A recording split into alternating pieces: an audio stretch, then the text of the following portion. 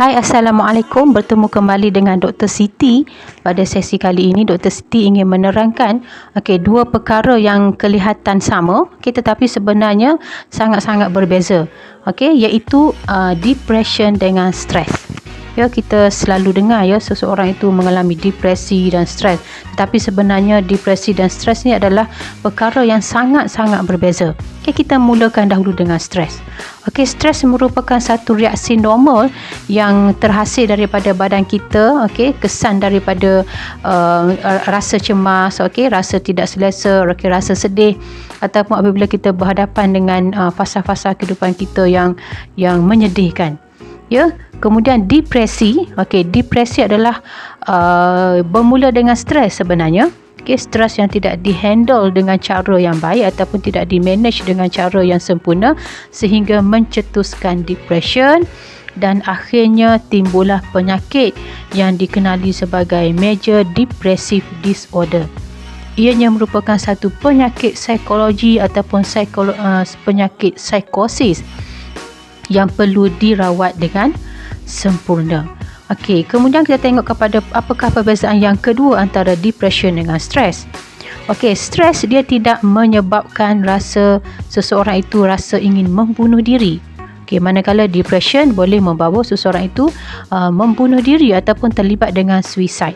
Kemudian yang ketiga, stres tidaklah menyebabkan seorang itu hilang harga diri ataupun self esteem dia menjadi sangat rendah ataupun rasa tidak berharga, rasa tidak berguna.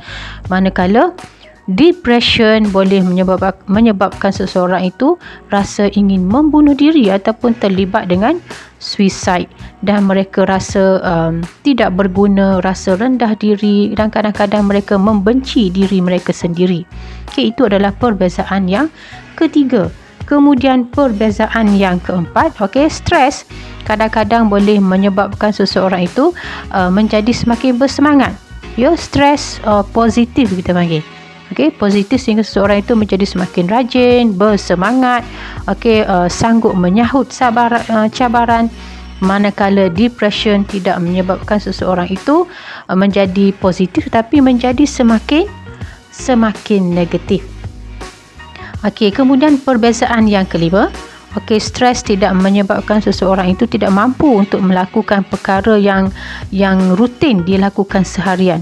Manakala depression boleh menyebabkan seseorang itu low energy, tidak rasa bertenaga untuk menjalankan aktiviti rutin seharian seperti bekerja, membasuh kain, menyapu, memasak dan sebagainya. Depression juga boleh menyebabkan seseorang itu hilang konsentrasi ataupun fokus terhadap kerja-kerja seharian. Manakala stres tidak sampai ke tahap itu, kadang-kadang stres boleh menyebabkan seseorang itu menjadi semakin fokus, menjadi semakin rajin belajar, menjadi semakin pandai. Itu adalah perbezaan antara stres dengan depression. Depression sebenarnya dia merupakan satu penyakit di mana otak kita, satu bahagian otak kita yang dikenali sebagai kelenjar pituitary.